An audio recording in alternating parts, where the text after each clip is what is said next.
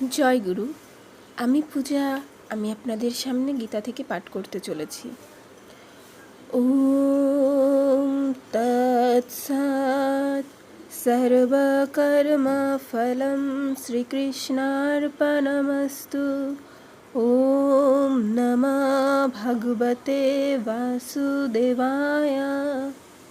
ॐ अखण्डमण्डलाकारं व्याप्तं येन चराचरं तत्पदं दर्शितं येन तस्मै श्रीगुरवे नमः। हे कृष्ण करुणा सिन्धु दीनबन्धु जगत्पते गोपेश गोपिका कान्त রাধাকান্ত নমস্তুতে। শ্রীমদ্ ভগবদ গীতা অথ গীতা প্রথম অধ্যায় বিষাদ যোগ। শ্লোক নং 44, 45 এবং 46। অহবত মহৎ পাপম কর্তুম ব্যবসিতা বয়ম यद राज्यसুখলোভেন হন্তুম স্বজনমুদ্যতা। অনুবাদ: হায়, কি আশ্চর্যের বিষয় যে আমরা রাজ্য সুখের লোভে স্বজনদের হত্যা করতে উদ্যত হয়ে মহাপাপ করতে সংকল্পবদ্ধ হয়েছি।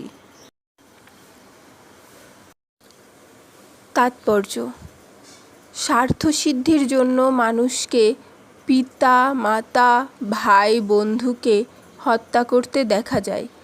পৃথিবীর ইতিহাসে এর অনেক নজির আছে, কিন্তু ভগবদ্ভক্ত অর্জুন সদা সর্বদা নৈতিক কর্তব্য অকর্তব্যের প্রতি সচেতন, তাই তিনি এই ধরনের কার্যকলাপ থেকে বিরত থাকাকেই শ্রেয় বলে মনে করেছেন।